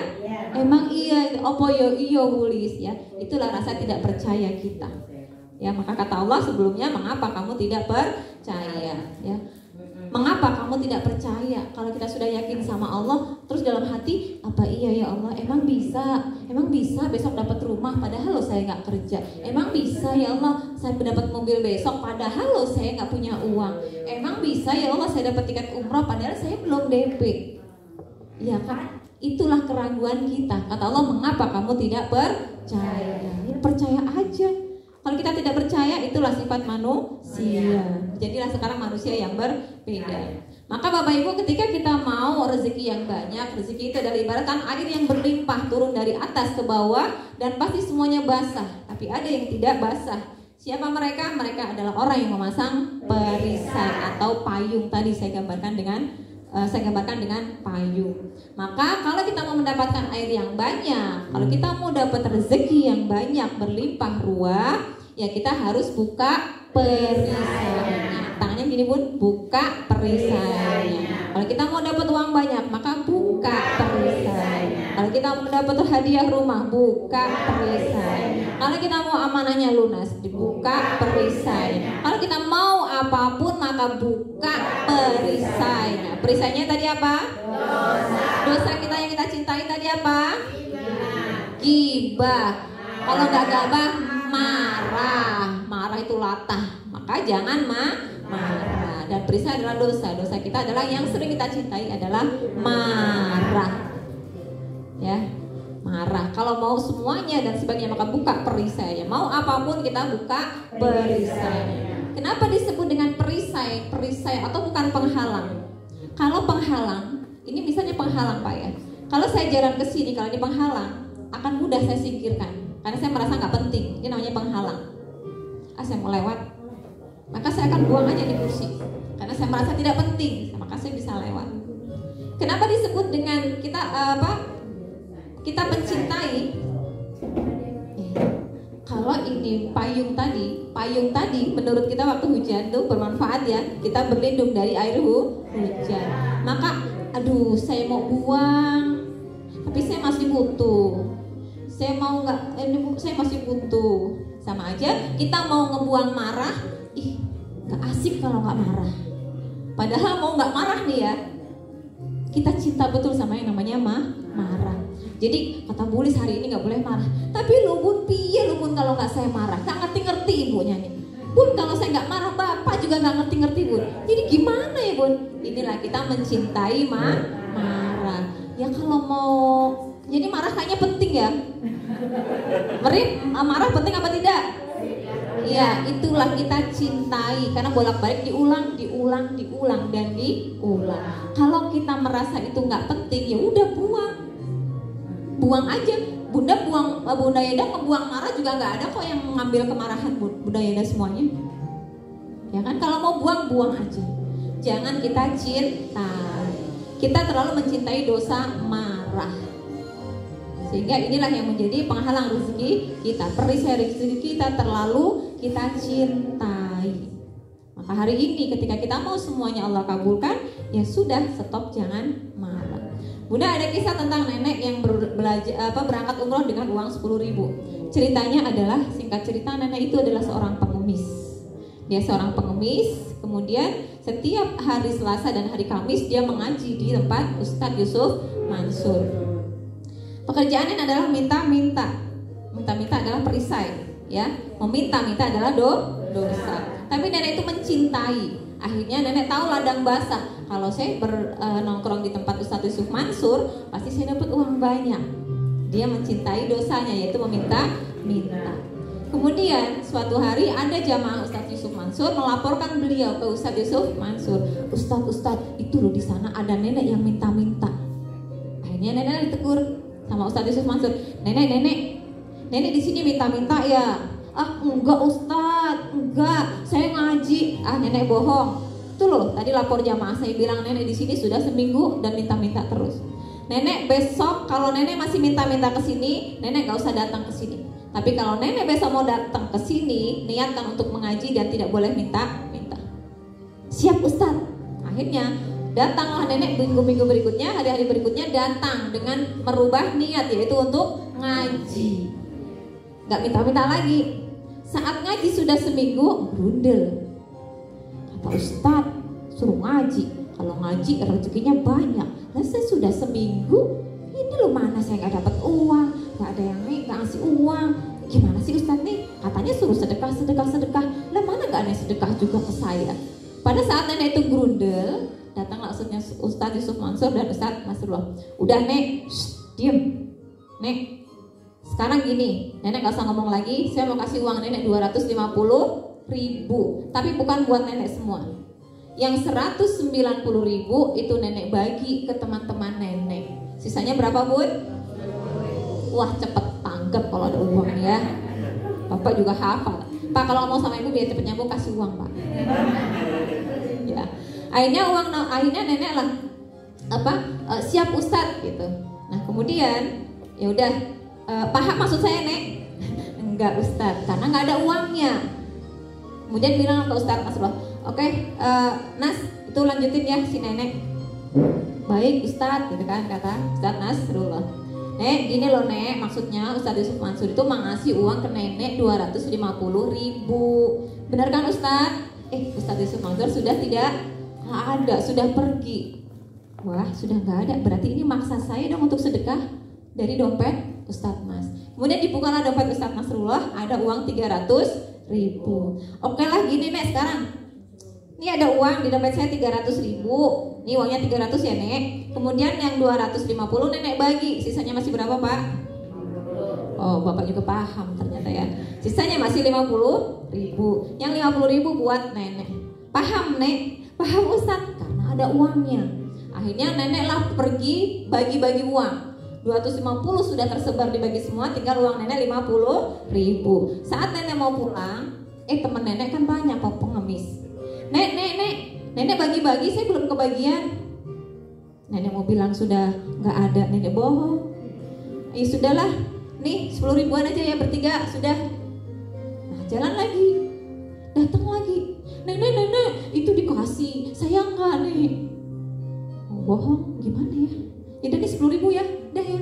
Tinggal berapa? 10.000. Nah, pulang dengan senang hati 10.000. Mau jalan lagi dipanggil lagi. Nenek, itu tadi loh dikasih. Lah saya belum dikasih Nek. Udah. Aduh saya mau bilang habis kok ya nanti dosa. Ya sudahlah nih 10.000. Nih sekarang udah bener-bener gak ada loh ya. Gak ada lagi yang minta-minta ke saya. Sudah gak ada. Saya gak kebagian nih. Akhirnya pulang lah Nenek. Gak ada lagi yang minta. Karena sudah dikasih tahu emang sudah gak ada. Pulang sampai dekat rumah nenek dipanggil sama Hajah Maryam. Nenek, sini Nek. Kenapa Bu Haji, saya punya salah ya? Enggak Nenek, sini. Saya itu sudah 2 minggu kangen loh, pengen banget nyariin nenek. Karena saya sudah daftarin umroh untuk nenek. Masya Allah. Berarti ini tadi jalannya mau berangkatkan umroh. Sampai 0% gak kebagian uang, ternyata sudah diberikan tiket umroh. Akhirnya beliau datang ke pengajian Ustadz Yusuf Mansur nanya, kenapa Nek nangis-nangis? Uangnya sudah nggak ada. Enggak Ustadz, uangnya sudah saya bagi semuanya. didaftarkan umroh. Masya Allah. Siap seperti mau nenek? Siap. Maka ada 7 langkah yang nenek lakukan. Yang pertama, nenek tadi awalnya berdosa. Nenek menyadari perbuatan dosa. Akhirnya yang perbuatan dosa nenek mengemis, nenek rubah, luruskan. Yang kedua, luruskan niat. Datang untuk tidak berbuat dosa. Kemudian yang ketiga nenek didetok. Detok rezeki, nenek sudah meluruskan niat ngaji, nggak dapat rezeki, itu didetok. Detok itu dibersihkan racun-racunnya, dibersihkan dari dosa-dosa yang lampau, itu detok. Kemudian yang keempat, nenek diuji kejujurannya. Sudah didetok, dikasih kejujuran, jujur nggak nih? Jujur nggak sama Allah? Uang 250 tadi harusnya nenek bisa dong diambil semua dan bohong. Tapi nenek mau jujur sama Allah. Akhirnya ya udah dibagi sesuai paknya. Kemudian langkah kelima, nenek diuji dengan jujur terhadap manusia. Nenek nggak bisa bohong juga sama anak itu. Akhirnya dibagi. Kemudian yang keenam, langkah keenam, nenek punya rasa peduli dengan orang lain. Orang lain lebih penting daripada dirinya. Dan langkah ketujuh adalah keajaiban. Maka ada 7 langkah ketika kita semuanya mau mendapatkan keajaiban. Siap tidak marah, luruskan niat. Ya, luruskan niat. Kemudian siap-siap didetok. Detoknya apa? Ya, detoknya bisa jadi yang punya usaha itu akhirnya nggak dapat masukan. Kemudian anak-anaknya ada yang nggak nurut. Ya, itu bentuk-bentuk detok. Kemudian mau bayar apa-apa, mau bayar SPP, kalau nggak ada, ya itu bentuk detok. Kemudian diuji kejujuran kita sama Allah, diuji kejujuran kita sama manusia. Kemudian pada saat didetok, nggak punya uang, nggak punya apapun, bisnisnya lancar, ada orang datang minta kepada kita. Kira-kira kita peduli atau tidak? Itu diuji kita kejujurannya, kepedulian terhadap manusia. Kalau semua langkah 1 sampai 6 itu sudah ridho dilakukan, siap-siap menerima keajaiban di langkah ke-7. Maka hari ini mungkin teman-teman semuanya, Bunda Yanda semuanya, masih kita berada di langkah pertama. Maka ketika kita datang untuk meluruskan niat, pengen membuka, pengen tidak marah, sudah masuk langkah ke-2. Maka nikmati nanti langkah ke-3 sampai ke-6 setelah selesai dari ngaji kita hari ini. Tahan marah, tahan marah. Itulah kisah nenek. Begitu juga dengan kisah Mbak Eka. Mbak Eka dapat mobil setelah dia meminta maaf kepada ibunya. Mbak Eka itu punya ibu yang tidak memaafkan, tidak ridho karena dia bekerja sebagai sales. Berbulan-bulan, bertahun-tahun beliau memaksakan diri bekerja tanpa ridho dari orang tua. Ketika belajar manfaat rezeki dan sadar dia punya banyak dosa sama ibunya, kemudian dia minta maaf, qadarullah suaminya datang dengan membawa mobil gratis untuk Mbak Eka. Ya, Masya Allah. Mau ya semuanya ya? Orang yang tidak kenal Allah, dia mau punya uang banyak, maka dia kerja. Saya hari ini mau dapat 10.000, maka besok saya harus dapat 20.000, maka saya harus kerja lebih maksimal. Kalau besok saya mau dapat uang 5 miliar, maka saya harus kerja dan kerja. Ya apa ya? Itulah manusia yang tidak kenal Allah. Bekerja dan bekerja. Inilah workaholic. Kalau saya nggak kerja, gimana saya bisa beli uang, beli obat? Kalau saya nggak kerja, gimana kamu bisa dapat mobil? Kalau saya nggak kerja, gimana ayah bisa menyelesaikan? Kalau saya nggak kerja, gimana? Inilah orang yang tidak kenal Tuhan, orang tidak kenal Allah. Tapi sebaliknya, orang yang kenal Allah, dia mau punya uang banyak, maka dia taubat-holic, selalu minta ampun sama Allah. Jadi kerjaan orang magnet rezeki itu taubat. Belum kerja fisik, taubat lagi. Taubat lagi. Apa yang kita taubati? 1 dosa, 1 istighfar. Itu orang yang kenal Allah. Maka kalau tadi dibilang sama Pak Nas, orang magnet rezeki akhirnya nggak ada yang kerja. Kerjanya ngapain? Taubat. Emang nggak boleh kerja? Boleh, asalkan bisa menjadikan pekerjaan itu sebagai ibadah. Kalau kita memilih ibadah sebagai pekerjaan, sekarang pilih mana? Milih pekerjaan sebagai ibadah atau ibadah saya adalah pekerjaan saya? Pilih mana Bapak Ibu? Yakin? Bapak pilih mana? Pilih ibadah jadi pekerjaan. Ya. Yang sudah bekerja saya nggak nyuruh keluar loh ya. Menjadikan pekerjaanmu sebagai ibadah. Kalau kita Pak ya sepakat ya Pak ya, ya Bu ya, sepakat untuk ibadah saya juga bekerja. Akhirnya kita sepakat menjadi karyawan Allah yang kerjaannya selalu bertaubat. Percaya tidak orang sering bertaubat itu akhirnya uangnya banyak? Emang ada buktinya? Siapa? Oh, Masya Allah. Amin. Wah itu ya ustadz-ustadz di pesantren mereka nggak kerja, kerjaannya ngedoa di rumah, kemudian bertaubat. Kayak Maryam nggak kerja, diam di rumah banyak bertaubat, akhirnya makanan datang dengan sendiri.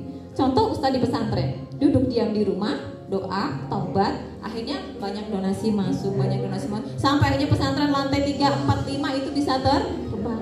Nggak kerja beliau. Nah itu pilihan kita, banyak taubat. Mau menjadikan ibadah sebagai pekerjaan, mau ya? Mau. Kalau yang masih kerja gimana Bun? Ya itu kan ikhtiar. Jadikan pekerjaanmu sebagai ibadah. Oh jadi grundeli.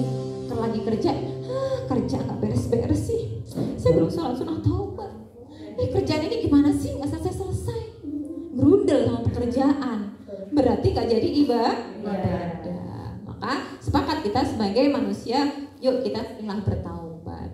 Sehingga Bapak Ibu, apa sih hikmahnya ketika kita belajar magnet rezeki ini? Apa perisai rezeki? Hikmahnya adalah kita menyadari semua persoalan kita hari ini adalah karena dosa kita. Ya, hari ini kita persoalannya banyak. Hari ini amanah tidak lunas-lunas. Hari ini amanah terus nambah. Hari ini anak tidak soleh-soleh. Hari ini kondisi nggak sehat-sehat. Jelas ini adalah karena dosa kita. Bukan Allah marah dengan kita, bukan. Tapi karena emang kita yang membuat dosa dan kita tidak sadar dengan dosa kita. Maka kesadaran akan dosa kita adalah awal keajaiban. Sekali Ibu baca bareng-bareng. Kesadaran akan dosa adalah awal mula keajaiban. Maka setelah ini nanti hitung berapa dosa yang sudah kita lakukan mulai dari melek mata hingga hari ini. Ya, dari mulai buka mata hingga detik ini sudah berapa banyak dosanya. Kemudian sibuk-sibuklah melihat dosa sendiri, bukan melihat dosa orang lain. Karena kita ingin keajaiban. Yang selama ini terjadi kita hafal dosanya orang lain. Pak Bambang lo kerjaannya begini. Kalau ke warung nggak bayar. Kalau makan duduknya nggak sopan. Saya hafal dosa beliau. Lah saya mau nggak hafal dosaku. Yang selama itu terjadi begitu ya. Kita hafal dosa orang lah. Tapi sekarang kita balik. Kita harus sadari dosa kita itu sudah berapa banyak. 1 istighfar, 1 dosa. Bertaubat dan berhenti dosa dari dosa yang lalu. Ini gak usah yang lalu 10 tahun yang lalu, gak usah. Kemarin atau tadi aja. Tadi pagi ada yang marah? Ada. Maka setelah ini bertaubat, jangan gampang. Bertaubat itu jangan diulangi lagi perbuatan yang sah. Kalau kemarin masih ngerundel, hari ini jangan gerundel. Kalau tadi masih ngerumpi, berarti mulai detik ini gak ngerumpi. Tapi enak lebun ngerumpi tuh, gak sengaja ngobrol tiba-tiba jalur ngerumpi. Ya kan? Iya. Tapi lebun, tapi nggak usah pakai tapi. Namanya tobat itu ya taubat, nggak usah pakai tapi. Jadi berhati-hati dari bertaubat dan berhenti. Ini garis bawah, bertaubat dan berhenti. Kalau kemarin marah, hari ini nggak marah. Kalau kemarin masih ngocehin anak, hari ini nggak usah ngocehin anak. Kalau kemarin masih ngedumel, hari ini nggak usah ngedumel. Kalau hari ini masih belum legowo, kemarin belum legowo, hari ini harus sudah legowo. Kalau kemarin senyumnya itu nggak lebar, hari ini sudah lebar. Mau tahu senyumnya orang bahagia? Mau? Nih, tarik 2 cm ke kanan, 2 cm ke kiri, tahan 7 hari. Ya. Keren ya. Coba senyumnya mana 2 cm ke kanan. Nih. Kalau nggak balance, nah itu nggak balance tuh. 2 cm ke kanan, 2 cm ke kiri. Sampai giginya kelihatan. Tengok ke kanan. Tengok ke kiri. Tengok ke belakang. Ya inilah dosa senyumnya orang-orang yang bahagia, tidak punya dosa. Tapi kalau orang senyumnya orang punya dosa, sinis ya. Tapi kalau orang yang plong itu, makanya saya bisa lihat di senyumnya orang-orang, dari bentuk senyumnya saya bisa lihat, oh si A masih begini, oh si B masih begini. Ketemu besok, yang tadi senyumnya masih, besoknya bulis, masya Allah. Akhirnya sudah berbeda gitu. Yang tadi hari ini masih suruh bulis senyum ya. Senyum apaan? Persoalan saya aja belum selesai. Begitu suruh taubat, iya suruh taubat. Kayak kita dipaksa dulu nggak apa-apa. Nggak bisa senyum kanan kiri 2 cm, tarik pun. Nanti sama-sama si anak ini, ada senyum aja. Ibu kenapa? Iya, senyumnya orang bahagia itu 7 cm ke kanan, 2 cm ke kiri, tahan 7 detik. Kata tulis 7 hari, iya senyum aja. Kan sedekah senyum gitu.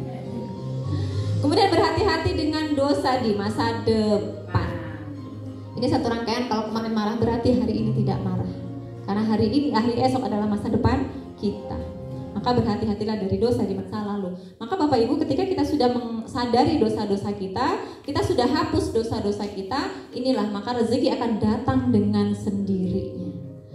Kalau kita sudah nggak marah, ya rezeki akan datang dengan sendirinya. Kemudian kita ngerumpi lagi, setelah kita ngerumpi lagi, tutup perisai, maka rezeki nggak bisa datang. Kemudian kita taubat lagi, rezekinya datang dengan sendirinya lagi. Marah lagi, diulangin marah lagi, taubat lagi, akhirnya rezeki datang. Habis itu ngerumpi, batas lagi, rezeki nggak datang-datang. Ya sudah, taubat lagi. Maka kerjaan manusia magnet rezeki adalah bolak-balik taubat. Angkat tuh besi bolak-balik biar taubat. Jangan marah. Maka setelah itu Anda akan menjadi magnet rezeki yang bersih, duduk diam, rezeki akan datang dengan sendiri. Siap? Yakin? Oke, masih mau lanjut? Biar kita sadar dosa kita apa ya? Masya Allah. Baik Bapak Ibu, selanjutnya adalah tentang law of projection.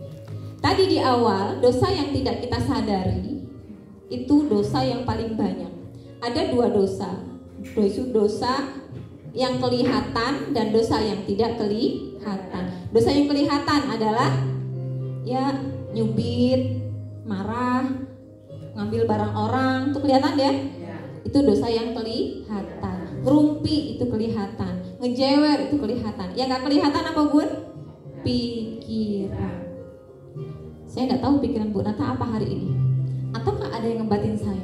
Bu Rizky kemendus tenang loh ngecilin. Ada nggak yang ngebatin? Ada nggak? Ada ya? Ada nggak yang ngebatin? Pak Rino nih loh, saya harus naik tangga. Pak Rino panitia, ada nggak yang ngebatin gitu? Ada. Masya Allah. Ini panitia. Ada ya? Banyak. Saya nggak tahu pikiran Bapak Ibu apa. Kita naik saja ternyata sudah suuzon. Suuzon ini adalah dosa yang tidak kelihatan dan sangat asik dan sangat indah, sangat mudah kita kerjakan. Ini namanya dosa alam bawah sadar kita. Walaupun sekarang semuanya tertawa nih, ada yang nggak yang batin? Dari tadi loh, gimana sih nggak disiapin internetnya dengan baik? Ini gimana sih? Ada nggak? Ada ya? Suuzon.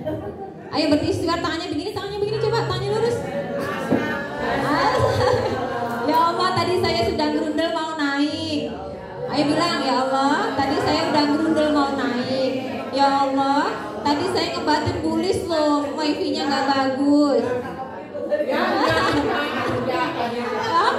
Ya Allah, tadi loh saya loh batin, kok iya tempatnya di sini. Ya enggak, ya Allah tadi loh saya batin, kok saya belum dapat makan. Berdoa ya Allah, kayak tadi capek, taruh di sini, taruh di jidat. Astagfirullahaladzim. Masya Allah, itu dosa yang tidak kelihatan. Asik menikmati dosa yang tidak kelihatan, dan itulah yang terjadi di dunia nyata. Ketika tadi Bunda bilang, Bun, lelah ya, lelah. Sampai di sini akhirnya apa? Ya bersifat seperti orang yang lelah, naik tangga, gitu ya. Ini sifat apa? Hasil dari pikiran, memikirkan lelah, naik tangga. Akhirnya dia berespon, ya enggak, keringetan saya gobios naik. Ini aja, ini faktor umur. Ya, hanya Anda sama Allah yang tahu, itu aja.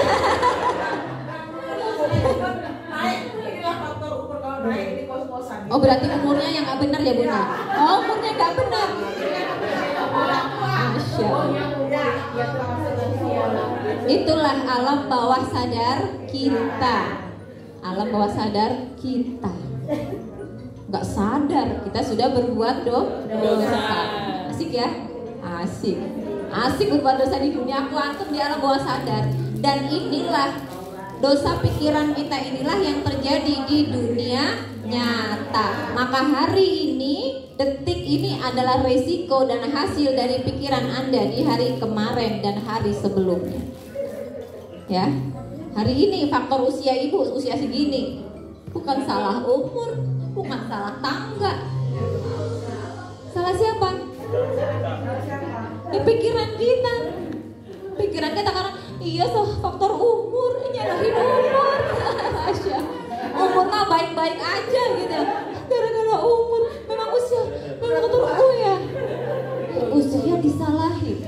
Dan akhirnya terjadi di sini kita merespon rasa lelah.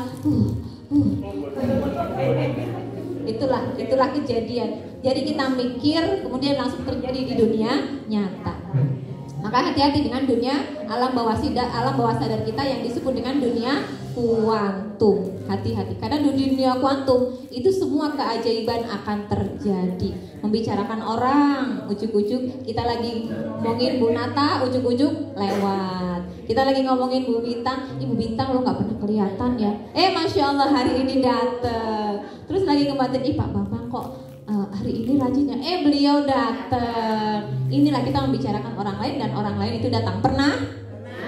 Katanya apa? Panjang umur, dibilangin langsung dah. Panjang umur ya. Padahal itulah hasil dari pemikiran kita yang kita pancarkan. Kemudian lintasan-lintasan di tanah suci banyak sekali nih di tanah suci kita pengen ya Allah saya haus pengen jam-jam Masya Allah air zam-zam datang dengan sendirinya. Ya Allah saya pengen ini Masya Allah datang dengan sendirinya. Itu nyata terjadi di sana ya. Apa yang kita membatin? Pernah batin gampang nyomong dunia kuantum itu adalah batin ya. Pernah batin ya? Dan kejadian ya? Kerjaannya batin sampai hari ini batin ya. Ya itu yang akan terjadi. Maka sekarang hati-hati kita dengan batin kita, isilah batin kita dengan baik-baik saja. Karena di dunia kuantum itu tidak ada penghalang apapun untuk terjadinya keajaiban.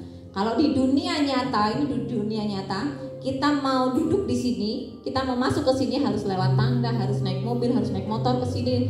Kita butuh fasilitas. Tapi coba Bunda semua bayangkan hari ini Bunda semuanya pegang mobil Pajero. Bayangkan Bun, bisa? Bisa ya. Padahal nggak ada mobilnya ya. Bayangkan Anda pegang mobil, bayangkan Anda bisa nyopir mobil seperti saya gitu ya, yang pernah melihat. Bayangkan Anda pegang uang 5 miliar, bisa? Bayangkan Anda adalah orang yang bebas riba, bisa ya? Bisa ngebayangin? Ya bayang itu yang baik-baik aja, maka itu akan terjadi di dunia nyata. Sekarang teman-teman semuanya, Bunda Yanda semuanya pegang mobil. Butuh sarana harus ada mobilnya kah? Tidak. Itu namanya dunia kuantum. Dan di dunia kuantum itulah yang akan menjadi kenyataan. Maka isi dunia kuantum kita, isi batin kita, isi pikiran kita dengan yang baik-baik saja. Ya. Jangan diisi, kalau diisi dengan hal yang negatif itu pun akan terjadi. Di dalam dunia kuantum semuanya satu sama dan terhubung. Coba semuanya bisa peluk saya, bayangkan ya. Bayangkan semuanya bisa peluk saya. Bisa? Bisa, padahal cuma satu ya. Dipeluk segini orang banyak bisa ya. Semuanya bayangkan bisa kita bergandengan tangan melingkar semuanya. Iya, itu kita berarti dalam satu dunia kebatinan yang sama, saling terhubung. Bisa pegang tangan saya dalam dunia kebatinan? Bisa. Itu berarti kita satu dunia, semuanya sama dan saling terhubung. Saling terhubung itu gak ada perantara. Mau pegang saya dalam alam bawah sadar Anda, tidak perlu harus ke depan, membatin aja. Sering ya? Ya, itulah dunia kuantum dan nanti itu yang akan terjadi di dunia nyata. Maka inilah dari tagline magnet rezeki kita. Apa itu magnet rezeki? Satu terhubung. Apa itu magnet rezeki? Satu sama terhubung. Apa itu magnet rezeki? Satu sama terhubung. Satu itu dunia satu, yaitu dunia kuantum. Kemudian sama, semuanya sama, nggak ada profesi, nggak ada jabatan, nggak ada apapun, nggak ada, semuanya sama dan saling terhubung. Jadi magnet rezeki adalah satu sama terhubung. Yang mungkin sampai hari ini bertanya apa sih maknanya magnet rezeki satu sama terhubung? Sekarang sudah terjawab? Sudah ya? Iya. Dan keajaiban itu terjadi di dunia alam bawah sadar kita. Apa yang Anda pikirkan akan terbesit, akan terungkap di dunia nyata, dan itu akan terjadi. Maka hati-hati ketika kita berpikir yang tidak baik. Di dunia kuantum ada yang namanya spiritual. Ini adalah energi yang sangat besar sekali. Kita akan melihat di dunia secara umum, ada dunia nyata itu ada benda-benda, kursi, dan super energi. Ada mic, ada baterai, ada molekul di dalam baterai sehingga mic ini bisa berbunyi. Ajaib ya? Ajaib. Dan di dunia nyata itu ada nasib kita, ada karakter kita, ada kebiasaan kita, ada tindakan kita, ada pikiran kita, perasaan kita, dan spiritual kita. Bapak Ibu, saya kasih contoh. Kenal Muhammad Ali? Di mana? Kenal nggak? Oh, udah kenalan ya? Oh, belum. Muhammad Ali adalah seorang petinju. Sebelum jadi petinju, dia ngapain dulu kira-kira kok bisa jadi petinju? Suka ninju. Iya kan? Muhammad Ali nasibnya jadi petinju karena dari kecil kerjaannya suka ninju. Ada kursi ditinju, ada tembok ditinju, ada bantal ditinju. Kemudian itu menjadi kebiasaan. Setiap dia jalan latihan tinju, setiap apa dia latihan tinju. Kemudian setelah dia menjadi kebiasaan, maka dia lakukan dengan tindakan misalnya nih, ya tindakan petinju. Kalau ada apapun dia berusaha untuk melakukan tindakan tinju. Ada yang gak bagus tinju, ada yang kira-kira gemes tinju, dilakukan dengan tindakan. Kenapa dia melakukan tindakan? Karena dia berpikir ini ada kursi buat saya latihan tinju. Akhirnya berpikir saya menjadi petinju, saya tinju. Setelah berpikir, perasaannya bagaimana? Perasaannya kalau saya bisa ninju, maka saya bisa menjadi petinju nasional. Dan spiritualnya dia adalah yakin. Saya yakin dengan apa yang saya lakukan, saya bisa menjadi petinju internasional. Kak Bapak Ibu, nasib kita adalah kembali dari spiritual kita, dari keyakinan kita.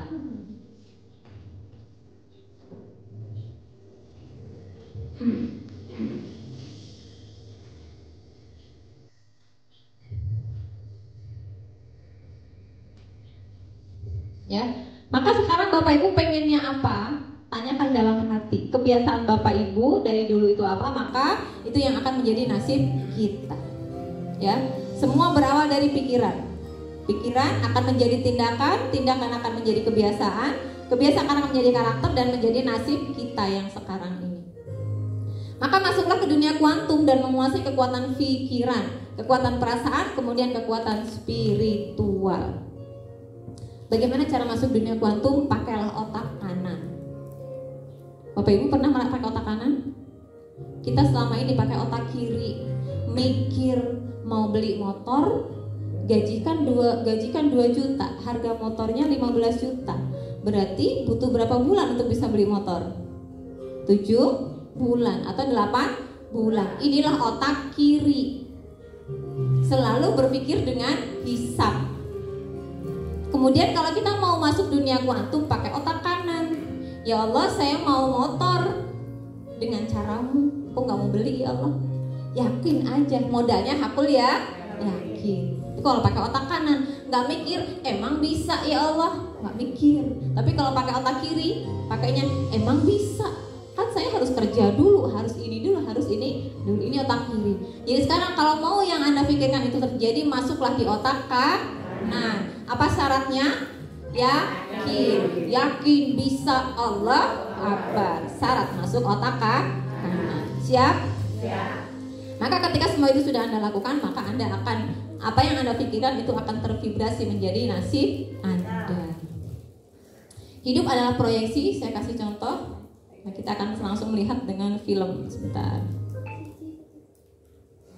Karena kekayaan kita itu ada di dalam dunia pikiran kita. Maka tidak ada pilihan lain kecuali kita berpikir yang baik-baik saja. Yuk kita lihat film di sini.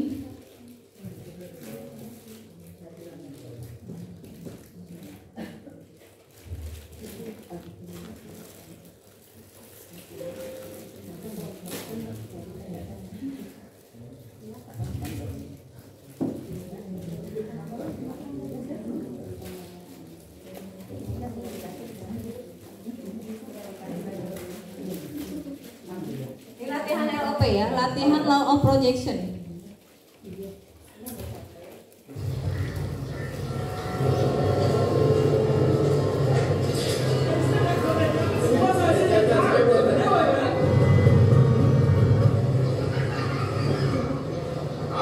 Sir आपके लिए उस बार कार का इंतजाम किया है सर।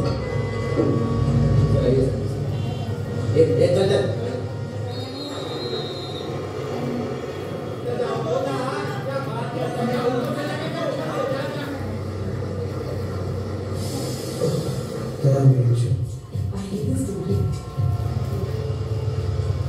कुछ करो ना। मेहमान जैकेट क्या उखाड़ दूंगा?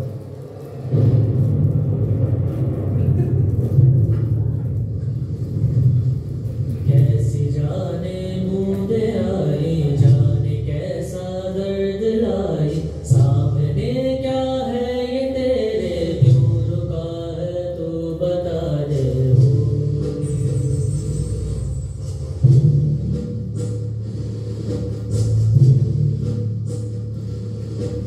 कौन तुझको पार देगा, कौन होगा वो मसीहा, मुझसे तू ढूंढता है, वो ही है तू वही है।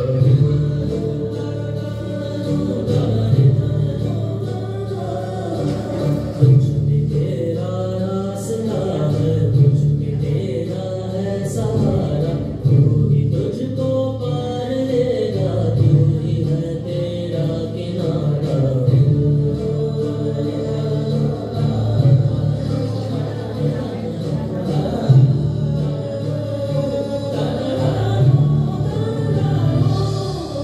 कुछ भी तेरा रास्ता है, कुछ भी तेरा है सहारा, तू ही तुझको पार देगा, तू ही है तेरा किनारा। से ढूंढना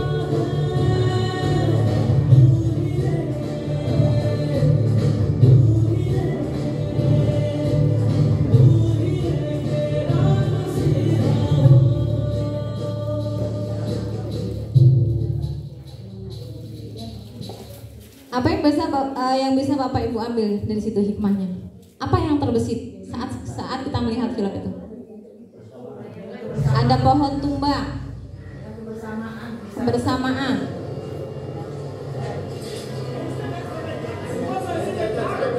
Terus apa lagi? Membayangkan yang baik-baik saja. Bapak Ibu, ketika Bapak Ibu melihat pohon tumbang, orang mikir. Pada saat lewat, naik mobil, jegrek, lihat pohon tumbang, apa yang terbesit? Pasti, pohon tumbang, jelas nunggu ini. Ya nggak Bu? Ya nggak Pak? Antri nih, kayak kapan lewatnya? Gitu ya?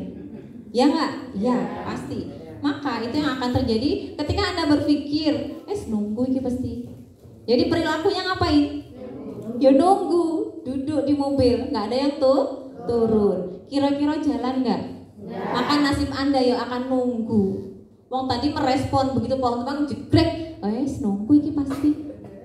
Akhirnya Anda merespon nunggu. Perilaku yang nyata adalah duduk nunggu sampai pohon itu pergi dengan sendirinya. Ya wis, nasib Anda menjadi penunggu pohon tumbang. Itu yang terjadi di sana tadi. Jadi begitu Anda melihat pohon tumbang, pikiran spontan, ya wis nunggu, kan gitu ya? Jujur apa jujur? Ya. Pada saat kita merespon, wah nunggu iki, maka perilaku yang kita lakukan adalah duduk diam dan ngeluh. Rawes pohonnya, setelah jam sekian, setelah jam segini, setelah ini, keburu kan begitu ya, ngeluh. Kemudian apa yang terjadi dengan nasib kita saat itu? Maka nasib Anda menjadi penunggu jalan. ya kan? Nggak lewat ya nunggu, karena spontan awalnya dari pikiran kita saat melihat ngerespon jegrek informasi yang masuk pohon tumbang, maka di sini nunggu, akhirnya duduk, akhirnya ya wes penunggu, jadi penunggu jalan. Tapi ketika kita sudah belajar menjadi insan magnet rezeki, harusnya berbeda. Ketika melihat pohon tumbang jegrek, spontan kita harus merespon dengan wow, keren. Kalau orang keren itu gimana? Bahagia. Orang yang bahagia kira-kira gimana? Senyumnya lebar. Apa yang dilakukan anak tadi? Yang dilakukan anak tadi adalah pohon tumbang. Terus semua orang diem ya, karena dia berpikir keren. Keren, pohon tumbang, mau hujan. Akhirnya dia merasa menjadi orang keren itu nggak mau duduk diam, nggak mau nunggu. Orang keren itu akan beraktivitas luar biasa. Apa yang dia lakukan? Oke lah, saya mau hujan-hujanan. Dengan rasa bahagia dia turun hujan-hujanan, kemudian dorong pohon. Nggak jalan tuh pohon, ya kan? Nggak kena begini. Sembari mainan, sembari hujan-hujanan dengan rasa bahagia. Akhirnya apa? Rasa bahagianya dia, hanya seluruh jalan, penghuni jalan itu bisa lewat. Yang rasa bahagia akhirnya mengundang seluruh penumpang di jalan raya. Kok anak kecil itu bahagia banget ya hujan-hujanan. Udahlah, anak kecil satu ikut, ayolah hujan-hujanan. Kok anak-anak kecil semua sih yang angkat pohon. Kita yang dewasa kemana? Akhirnya dewasa pun itu tuh turun, akhirnya diangkat bareng. Maka itulah yang kita pancarkan. Yang kita pancarkan ini adalah perilaku kita. Kalau kita merespon orang keren, tunjukkan perilaku kita orang keren itu seperti apa. Maka nasibnya akan menjadi keren, bisa lewat semua, dan di jalan itu bahagia. Jadi harus seperti itu.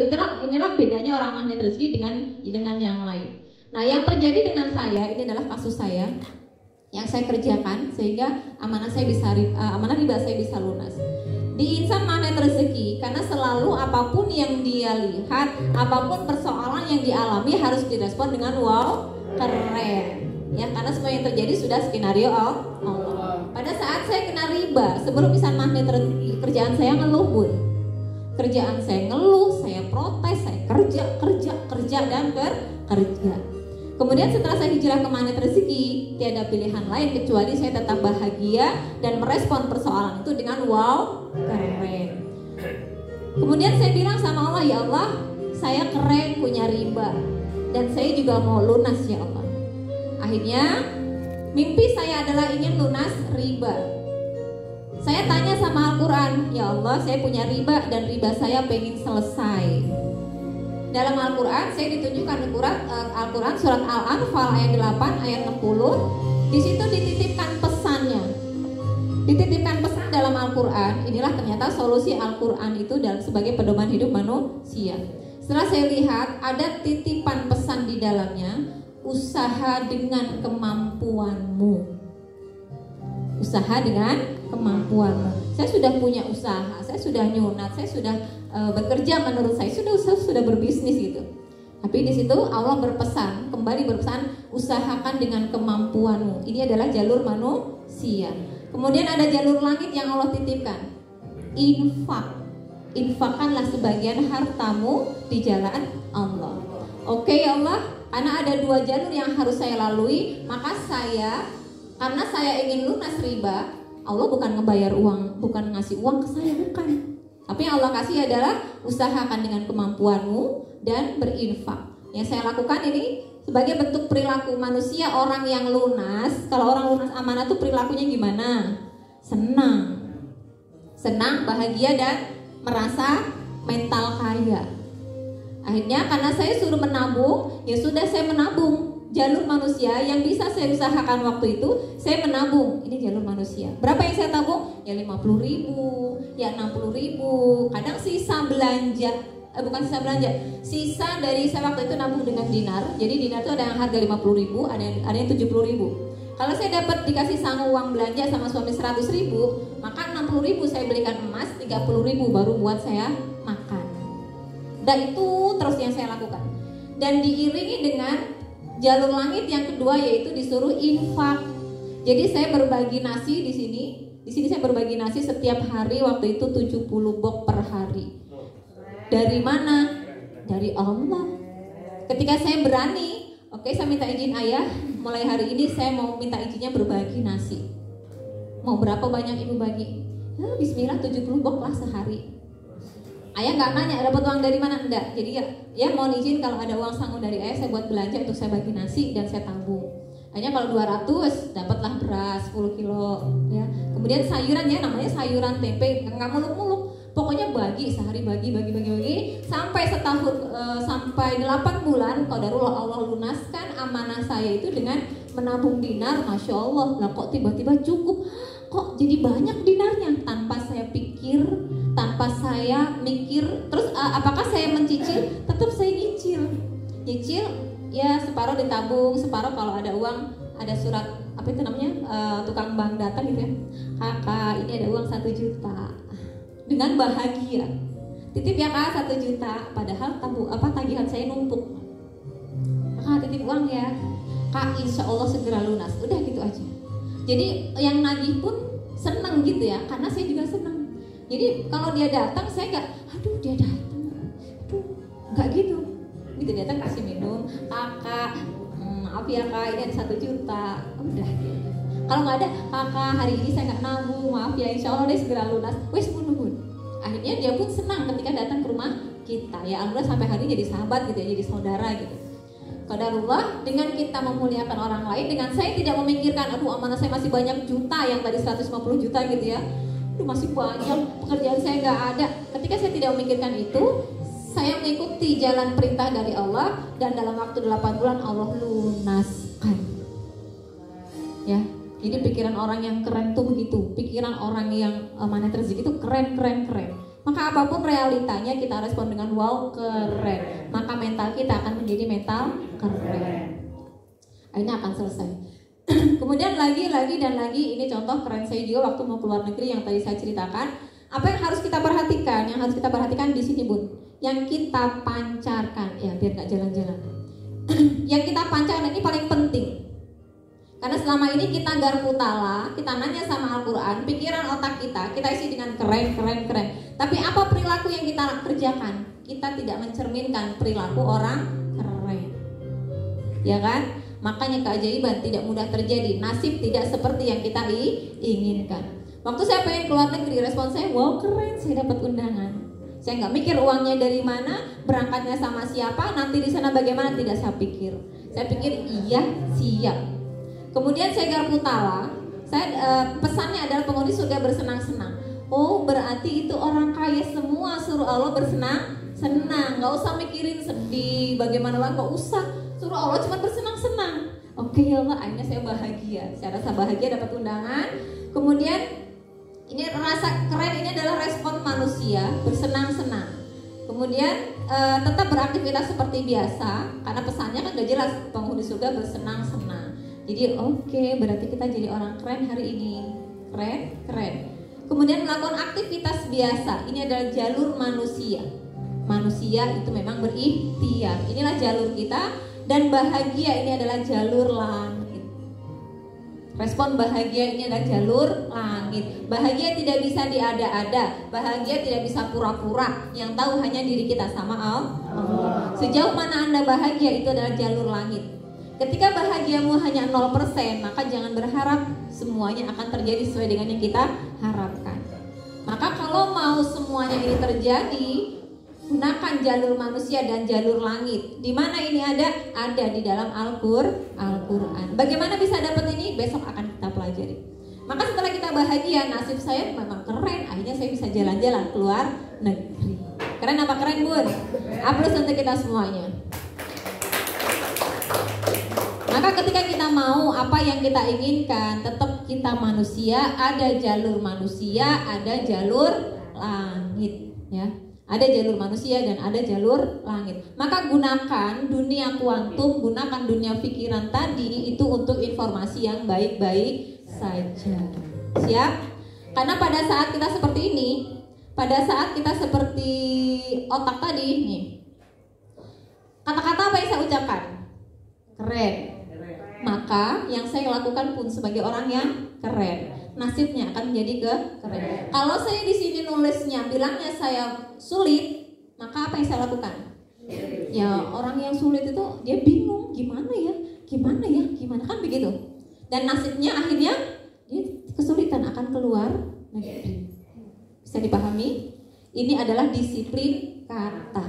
Kalau di sini saya nulisnya sakit, ya Allah kita belajar. Kalau di sini sakit katanya seperti tadi misalnya lelah gitu ya. Kalau di sini kita berpikir naik tangga itu lelah, spontan naik tangga, wah ngos-ngosan lelah. Berpikir pasti spontan lelah. Maka apa yang terjadi? Lelah. Kita akan duduk dengan merespon itulah sifat orang yang lelah. Kemudian apa nasibnya? Ya karena merasa kelelahan terus belajar gak udah bulis dari tadi. Wah kan gitu.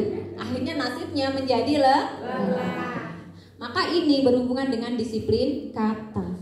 Maka gunakanlah kata-kata itu kata-kata yang harapan. Jenengan semuanya harapannya apa? Taruh di otak kita dan berperilakulah seperti apa yang Anda inginkan, maka nasib Anda akan menjadi seperti yang Anda harapkan.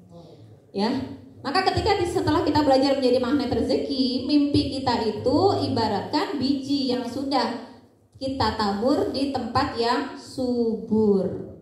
Kalau kemarin kayaknya kita punya mimpi sebelum MR. Kemudian kata-katanya nggak mungkin gitu ya. Nggak mungkin, emang bisa. Maka hajat kita tidak terwujud. Ketika kita sudah belajar MR, magnet rezeki, apa yang kita impikan, kita LOP-kan, kita pikirkan seperti biji yang jatuh di tanah yang subur dan akhirnya dia akan terwujud. Ini kita kemarin yang belum pernah kenal dengan magnet rezeki. Pikiran tidak positif itu banyak, seperti biji yang jatuh di tempat yang tandus, maka dia tidak akan pernah tumbuh. Setelah menjadi magnet rezeki, semuanya kita respon wow keren, apapun persoalannya keren, apapun realitanya wow keren. Kemudian kita latih dengan disiplin kata, maka apa yang kita impikan itu akan terwujud. Nah, bagaimana kita bisa mengisi kata-kata yang baik? Maka kita harus disiplin kata. Kata-kata itu adalah semua yang kita ucapkan itu adalah ajaib. Semua yang kita ucapkan adalah ajaib. Maka pilihlah kata-kata yang baik-baik saja. Dan malaikat tidak kenal bercanda. La tad'u ala anfusikum illa bi khairin fa inna malaikata yu'minuna ala ma taqulun. Jangan berkata-kata kecuali yang baik saja. Sesungguhnya malaikat mengaminkan semua yang kalian ucapkan. Kalau kita bilang lelah hari ini, kata malaikat, lelahkan nasibnya, lelahkan rezekinya, lelahkan semua persoalannya dan lelahkan semua. Kita sedang berdoa lelah untuk diri kita dan nasib kita. Tapi kalau kita bilang wow keren, tangganya tinggi, kata malaikat amin, kerenkan rezekinya, kerenkan semua solusi persoalannya, kerenkan semua harapannya, kerenkan. Apa yang kita ucapkan akan diaminkan oleh malaikat. Maka tiada pilihan lain kecuali kita berkata-kata yang baik-baik saja. Bapak Ibu, lihat kita sekarang sering mengatakan kata-kata seperti ini. Maka kalau kita berkata sulit, nasib kita kesulitan benar. Kemudian kalau kata-kata sulit kita ganti dengan tidak mudah, karena harapannya persoalan yang sulit itu akan menjadi mudah. Sering bilang berat, ganti dengan tidak ringan. Persoalanku berat banget. Jangan keluar berat. Persoalanku tuh mikir dulu. Tidak ringan. Anakku loh bun. Anakku yang nuak. Gantinya anak. Belum baik. Mikir dulu sebelum keluar. Berkatalah harapan. Oke, sekali lagi apa yang harus kita ucapkan? Harapan. Harapannya Anda apa, maka itulah yang diucapkan. Kemudian kalau sekarang kita sering bilang benci, gantinya benci adalah tidak senang. Aku lo benci banget sama Bu Bintang misalnya. Maka kata benci diganti dengan tidak senang. Saya tuh nggak suka dengan Bu Bintang. Suka, alhasil suka dan suka. Lupa diganti dengan apa?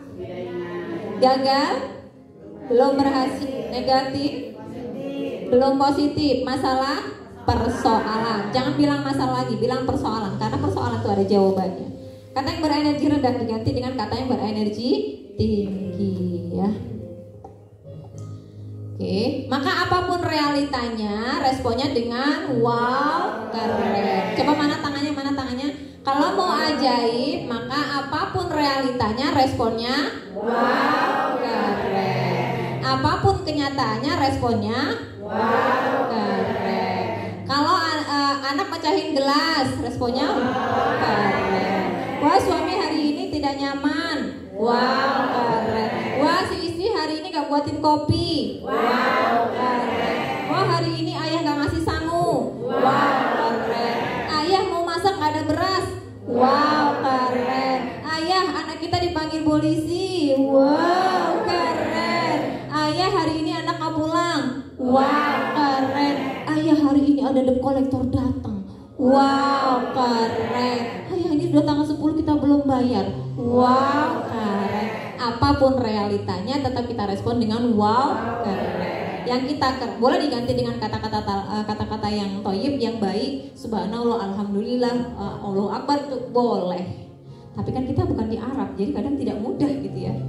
Maka kita latihannya mudah, untuk anak-anak juga mudah, wow, keren. Yang penting ini adalah bentuk kita memuji Allah ya. Maka apapun realitanya, wow, responnya wow, keren. Dan kalau kita mau ajaib, maka buka perisainya. Kalau kita mau ajaib, maka buka perisainya. Sekali lagi, kalau kita mau ajaib, maka buka perisainya. Jangan mengulangi perbuatan dosa di masa lalu. Bertaubat di masa lalu dan hati-hati dengan dosa di masa depan. Kunci berikutnya adalah disiplin kata. Karena kata-kata itu adalah seperti biji tasbih yang terikat kuat. Walaupun kita sudah tidak marah, kita sudah wokeran, ujuk-ujuk mau berduduk hari terakhir itu, gitu ya, sudah merasa kita sudah imannya naik, sudah bagus. Adek, ibu, kenapa gelas saya pecah? Iya, marah ini akhirnya menggugurkan amalan-amalan kita, kembali ke nol lagi. Insya Allah bisa ya seperti itu.